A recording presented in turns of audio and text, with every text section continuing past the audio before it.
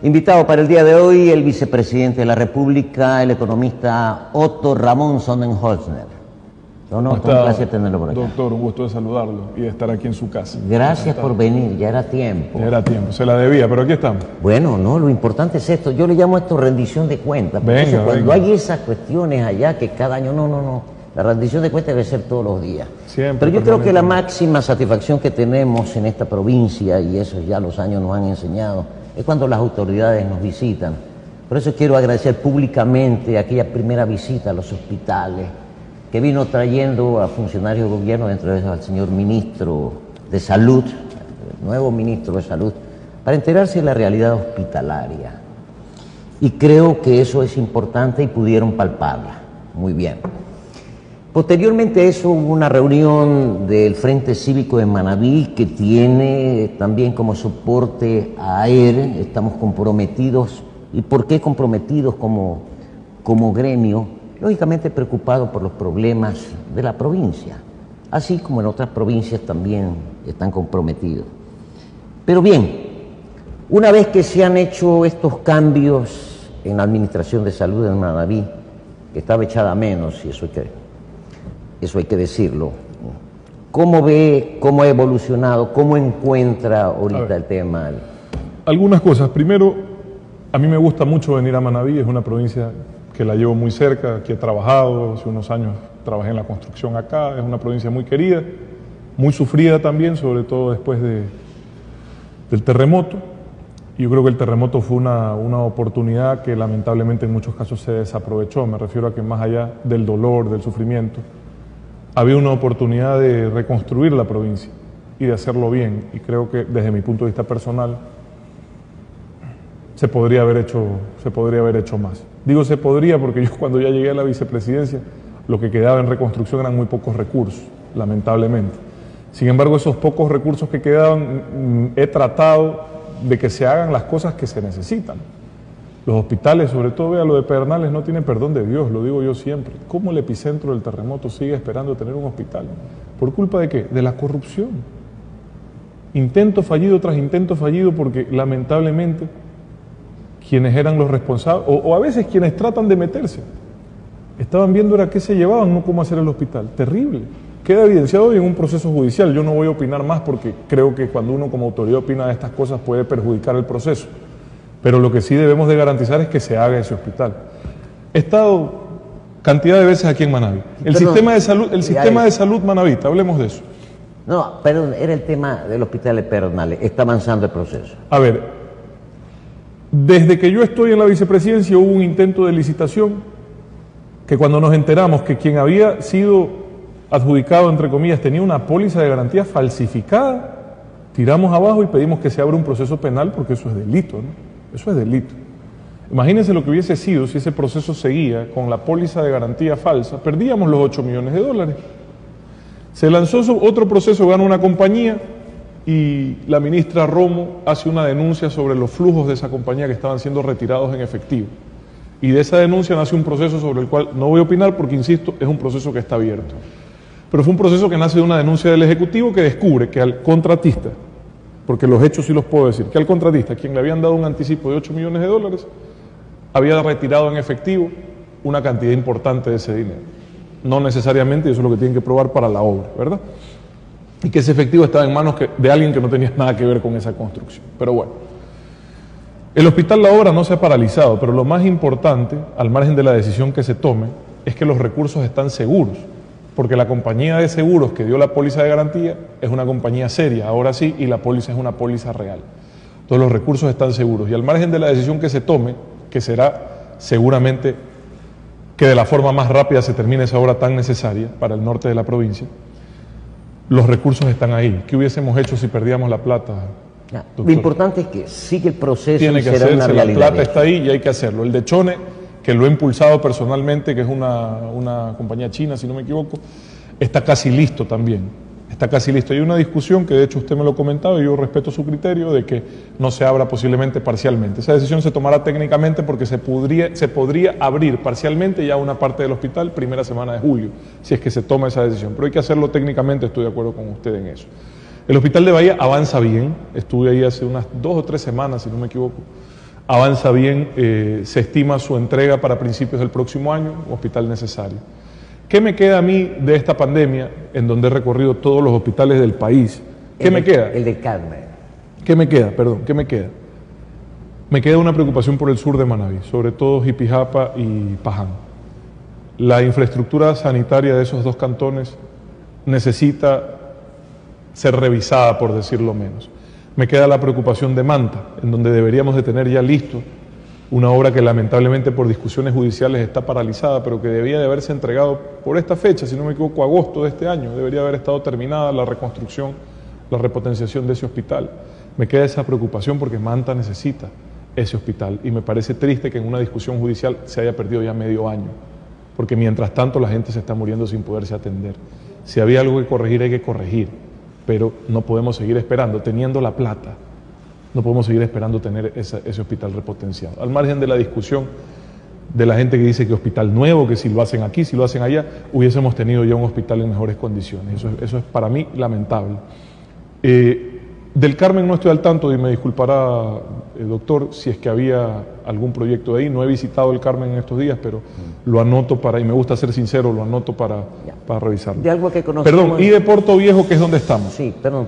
Es el tema, de acuerdo a la información que teníamos, porque esa es la función de uno también, Sí, recibir. sí. Y para eso estamos, para escuchar y tratar de corregir. Tema, por decir algo, ¿no? En el hospital de Veía se olvidaron de la cocina, en el proyecto, en el hospital del Carmen se olvidaron de, a ver, tiene una sala de parto, pero no hay donde recibir los niños, Sí. cosas así, ¿no? Y entonces se dilata y con justa razón reclama esa Durante la ciudadanía. pandemia he recorrido hospitales. Voy con 3 mensajes normalmente para los responsables de los hospitales. El primero, que nunca falten equipos de protección para que el personal de salud pueda hacer su trabajo.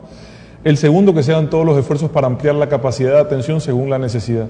Y el tercero, un mensaje clarito.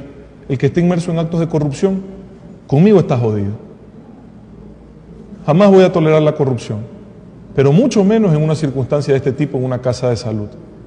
Y no podemos negar que ha habido esto en el pasado, en el presente, y lo que tenemos que evitar es que exista en el futuro. Y la única forma es que no exista impunidad. Que no exista impunidad.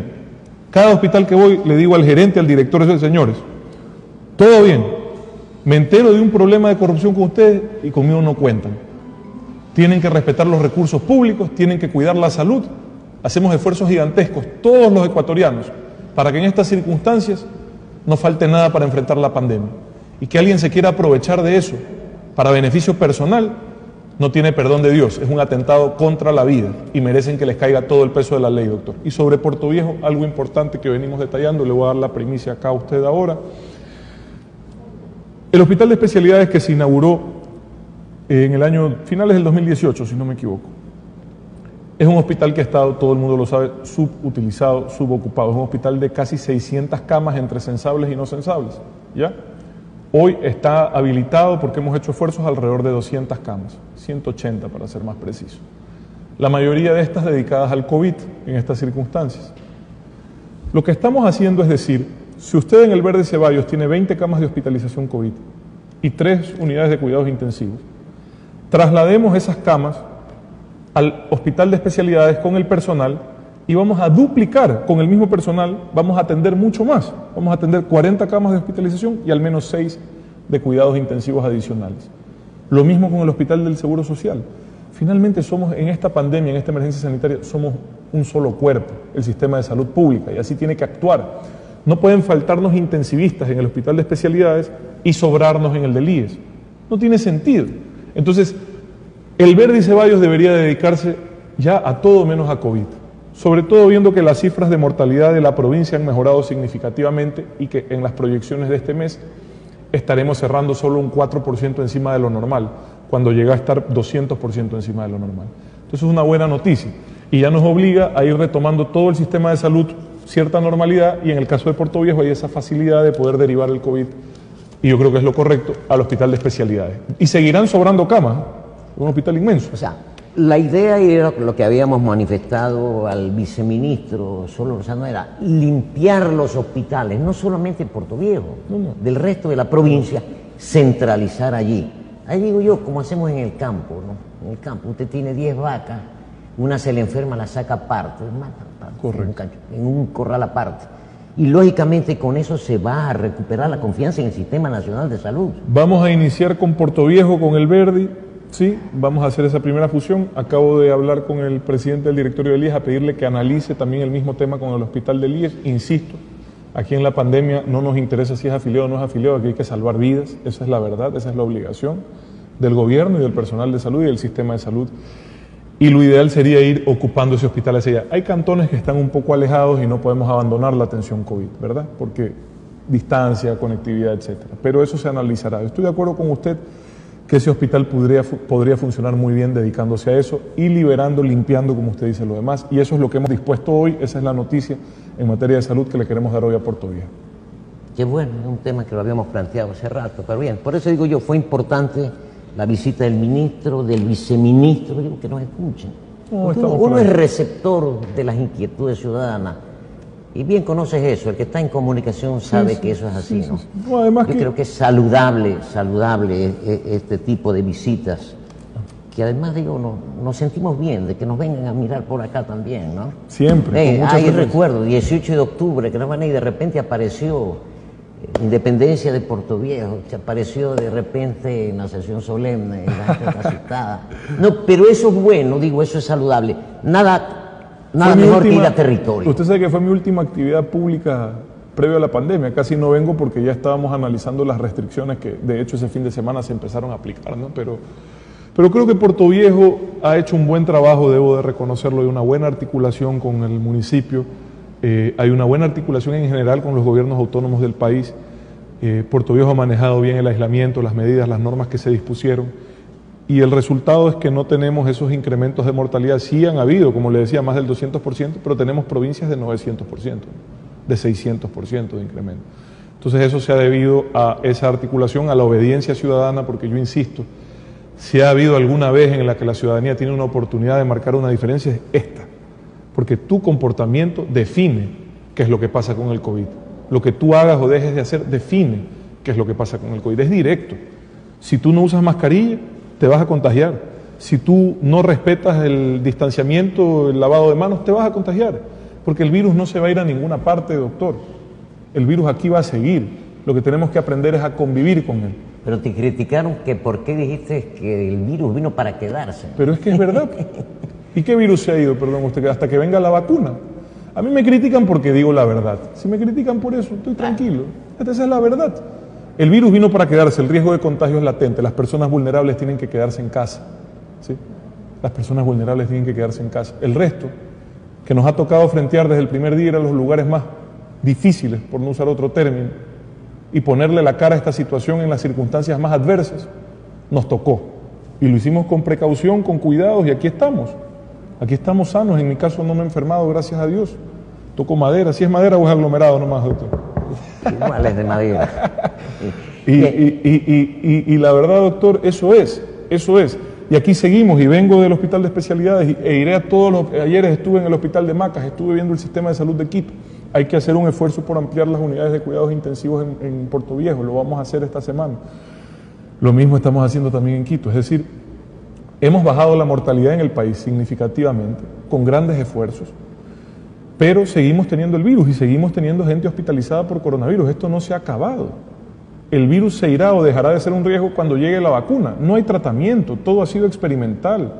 Esas discusiones que ha habido si lo uno o lo otro, no hay tratamiento. La única forma es lo que hicimos hoy, brigadas de detección temprana en barrios de la ciudad, atención inmediata, y paliar los síntomas para que no se agrave el paciente. Y paciente que se agrava, que cuente con una unidad de cuidados intensivos para luchar por su vida. Es toda nuestra obligación. Más que eso no podemos hacer, hemos más que duplicado la capacidad de atención de salud en el país, en Manabí igual, hemos más que duplicado la capacidad de atención en estas circunstancias. Entonces, ese es el esfuerzo que hemos hecho. La gente dice, ¿para qué va a los hospitales? Porque alguien tiene que ir a hacer ese trabajo que vengo haciendo ahorita aquí. No podemos dejar al abandono el país, pues. Peor en estas circunstancias. Y perdóneme, usted sabe cómo es la vida en esto. Si uno no va, no pasa nada. Con todo el respeto a las muchas personas que hacen bien su trabajo. Pero hay que impulsar. ¿Sabe cuánto hemos aprendido del coronavirus? Personal de salud, autoridades. Por eso hoy hemos bajado la mortalidad, no porque hemos encontrado una solución, sino porque ya los mismos médicos tienen una mejor capacidad de atención, han perdido, no digo el respeto, porque no hay que perderle el respeto a una enfermedad mortal, pero sí el miedo, ¿no? Y eso es importante. Bueno, yo creo que de todas maneras Manabí está consciente de que se han hecho cambios, de que ha podido salir a la luz la falencia, porque a veces las autoridades les ocultan. Pasa. Le dicen todo está bien, Pasa. y no es así. Pasa. Por eso es que yo digo, lo importante es ir a territorio y poder conocer. Y a veces llegas, igual te cuentean y te enteras porque tienes personas que te dicen está pasando esto y tienes que trabajar, pero es que es así. Y les agradezco a esas personas. Y en función de eso se toman decisiones importantes y cambios importantes. En todo caso, el tema de Chone se paraliza ahí para poder trabajar y que se pueda inaugurar ese hospital. Una de las disposiciones, y fue de mis primeras visitas, porque yo me he dedicado mucho al tema de que se culminen las obras inconclusas. Aquí en Puerto Viejo el mercado, la facilidad pesquera de Crucita, cosas que han estado paralizadas tanto tiempo, y mi desesperación ha sido, si estamos tan escasos de recursos, por lo menos concluyamos lo que iniciamos. ¿Ya? Eso ha sido gran parte de la gestión nuestra en la Vicepresidencia de la República. Y lo hemos logrado, hemos ido avanzando. Y el Hospital de Chone es uno de esos casos. Obra abandonada por mucho tiempo. La reactivamos durante la pandemia.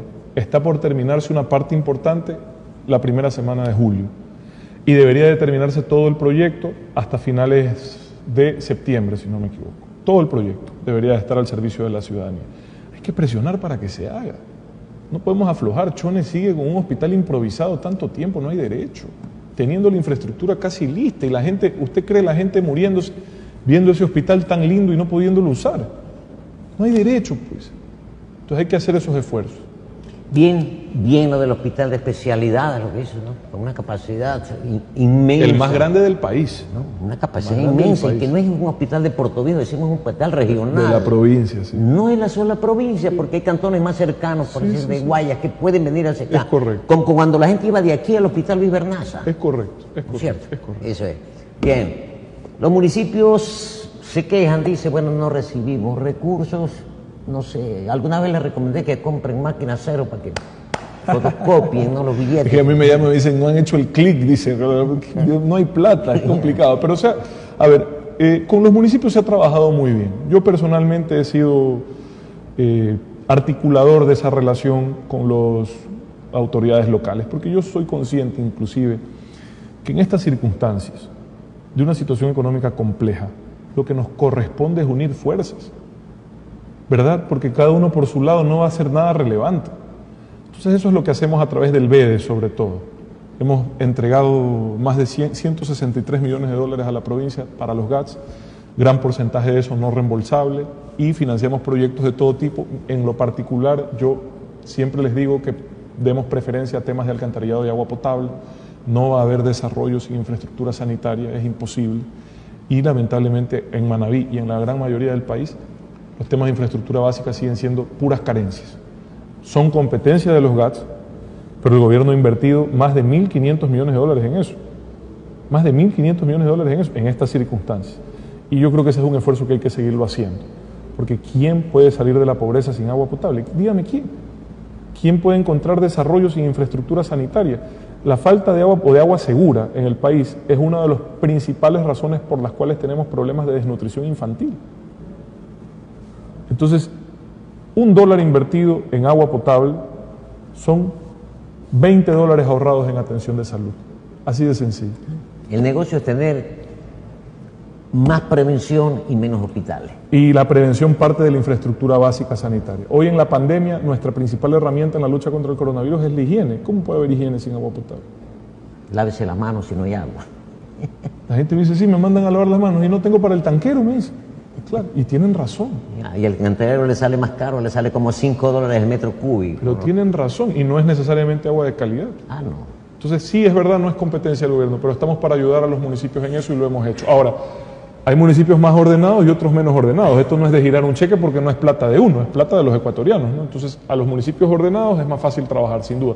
Puerto Viejo es uno de ellos, es fácil trabajar con Puerto Viejo, hay que reconocerlo. ¿Cómo va el tema, las relaciones con China? Usted que ha andado por allá. No fui, pues. No han dado. No, iba para China. Iba a ir, ¿cierto? pues me dieron palo porque íbamos a fortalecer. Ha aprendido más mandarín entonces. Íbamos a fortalecer las relaciones con un país con el que el Ecuador tiene relaciones estrechas. con un país del que necesitamos financiamiento en este momento. El viaje quedó postergado por obvias razones, pero se sigue trabajando en eso. Las relaciones con China son buenas. Se logró que la donación, por ejemplo, del Hospital de Bahía, porque finalmente el Hospital de Bahía se hizo con recursos fiscales, ¿ya? Pero eso era una donación china originalmente. Se logró gestionar para que esa donación no se pierda y se vaya a Quinindé, que también necesita un hospital, y se está trabajando en otros proyectos conjuntos, pero sobre todo se está buscando financiamiento.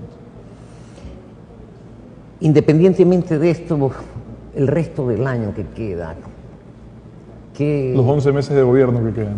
Sí, pero digo el resto del año por el tema del año de trabajo, ¿no? Hasta diciembre. Ya. Sí, ¿no? ¿Cómo sería la situación económica? ¿Cómo la ves? El país ya venía enfrentando una situación económica compleja. De alto endeudamiento, el país pasó de pagar $1.500 millones de deuda, servicio de deuda anual en el 2010, a 8.500. Es el compromiso para este año que evidentemente se está renegociando porque no existen esos recursos. 8.500 millones solo para el servicio de deudas, evidentemente, del gobierno anterior. Yo siempre digo, y en esto hay que ser responsable, ¿no? Claro, el gasto público excesivo, desmedido, el despilfarro, genera una sensación de bonanza, pero eso es una sensación de bienestar falsa porque no es sostenible. Porque tú vas a la fiesta, lindo, pasas chévere y algún día hay que pagar la factura. Pan para hoy y hambre para mañana. Y hoy día estamos pagando la factura todos los ecuatorianos porque no es el gobierno. El gobierno sufre las dificultades de gestión por faltas de recursos, pero no es el gobierno. A eso súmele que en media pandemia se rompieron los 2 oleoductos y el poliducto, 0 ingresos petroleros durante 45 días. A eso súmele que tuvimos los precios de petróleo más bajos de la historia de la humanidad, Y a eso súmele que la pandemia ha tenido consecuencias muy graves en la situación económica, sobre todo en esa pequeña empresa, en ese pequeño emprendedor, que por el aislamiento tan necesario para salvar la vida ha perdido su negocio, o la persona que perdió el empleo, son 200.000 personas más o menos a la fecha, que han perdido el empleo en estas circunstancias. Entonces, eso sabíamos que iba a ocurrir porque el aislamiento era obligatorio y era, perdóneme, lo económico lo podemos recuperar, las vidas no, pero ahora tenemos que enfocarnos en recuperar lo económico. Y hay que inyectar dinero, sobre todo en formas de créditos blandos, a esas personas que siguen creyendo y seguirán creyendo en el Ecuador. En ellos hay que creer también. ¿Cuántas vueltas le ha dado al país? Yo, ya ni sé. Esta semana nomás habré estado en 6 provincias. Si más si provincias esta semana termino. Si fuera kilometraje como máquina ya había fundido. Pero no son vueltas, Lenín, es trabajo, es territorio. No, me refiero a poder visitarlo, ¿no? Solo en Manabí habré estado más de una docena de veces, ¿no? Yo vengo hasta 2 veces por mes, creo que sé venir a Manabí. Me gusta mucho, pero ¿de qué se trata lo que yo hago? Y algunas personas lo confunden con mala fe seguramente, ¿no? Yo lo hago desde el primer día, yo recorro el país desde que empecé, desde el mes de diciembre, enero realmente, desde el mes de enero del 2019 yo recorro el país sin parar, articulando con gobiernos locales, buscando soluciones directas, ahora tratando de sostener el sistema de salud. A mí me funciona, esa es mi forma de trabajar. Hay un poco de personas que, claro, seguramente nunca han visto a alguien, una autoridad hacer eso, entonces lo confunden con una campaña porque solo salen en campaña. Cuando están en campaña ahí salen. El día que yo crea o piense o siquiera esté dudando en hacer una campaña de algo, saldré de la vicepresidencia de la República, para que no se confunda nada. Saldré, anticipadamente con lo tiempo que sea.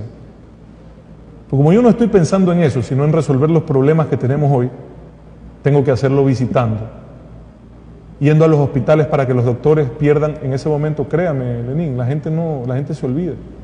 Los médicos con justa razón tenían temor de ir a trabajar, teníamos que atender, y otros se habían enfermado, y otros estaban en aislamiento, teníamos que atender 10 o 15 veces más pacientes con la mitad del personal.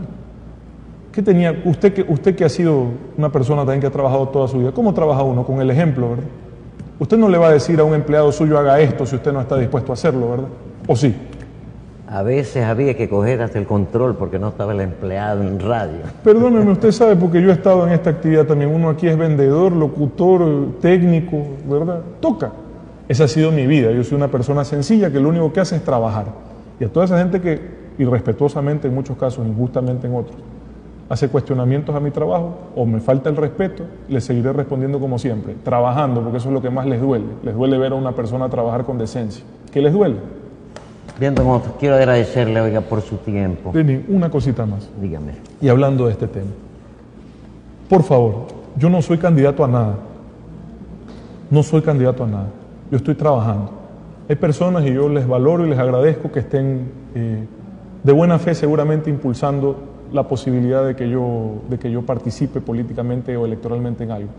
Les quiero decir a todos los que están viendo, ni un centavo yo estoy pidiendo a campaña de nada, porque no estoy en campaña de nada. Si usted le entrega a alguien dinero a nombre de una supuesta campaña mía, es su responsabilidad. Ya quedan advertidos, ¿no? Pues hay gente que se aprovecha de esto. Usted sabe cómo es la política, Lenín, para estafar. Repito, yo no estoy en ninguna campaña ni estoy recaudando ningún dinero. Les agradezco a esas personas que con buena fe creen que yo pudiera hacer algo por el país. Gracias. Más que eso no, Lenín. Ni los conozco, aquí me reciben mucha gente, yo llego, vicepresidente, sigue otro. Les agradezco, realmente les agradezco. Si es sincero, les agradezco. Pero hay otras personas que se quieren aprovechar de eso y eso no lo podemos permitir, Lenín. Esta joven hay tiempo. Sí, por supuesto. Gracias, Lenín. Muy amable por haber venido y acordándome una cosa, 18 de octubre tenemos el Bicentenario igual que el 12 de octubre en Guayaquil, ¿no? Así el 9 de es, octubre en Guayaquil, así es. perdón. Ojalá ya tengamos crucita lista, la facilidad pesquera, el mercado abierto, esas cosas para celebrar con servicio. No, yo creo que hay mucha obra y está bien, es correcto eso de terminar lo que está comenzado. Y la gente, lo que les he dicho yo en casi todos los días, lo que me soportan ver, digo yo, tenemos que olvidarnos que no hay recursos para nueva obra, hay que terminar lo que hay, porque no bastante. hay, no existe. Ojalá se diera algún milagro por allí, pero en esos milagros económicos yo no creo, ¿no? A menos que... El único milagro es el trabajo, la constancia, sí. Nada más, amigo. Gracias, don Otto, por venir, muy amable, lo felicitamos y le agradecimos estas visitas que hacen a Manabí. No había tenido la oportunidad de hacerlo personalmente. Los televidentes y los oyentes saben que me gusta hablar las cosas y a veces me tomo el nombre de ellos para agradecerles, porque Gracias. no tienen ellos la oportunidad de hacerlo. Y nosotros, estas visitas son las que nos reconfortan, y sobre todo en estos momentos que han sido muy duros para nosotros. Aquí estamos para servir, trabajando con humildad y con constancia, nada más. Gracias, Lenín, un abrazo. Saludos a todos sus televidentes. Estuvo con ustedes el vicepresidente de la República, Otto Sonnenhösner. Capital Televisión presentó su informativo Capital Noticias, edición central.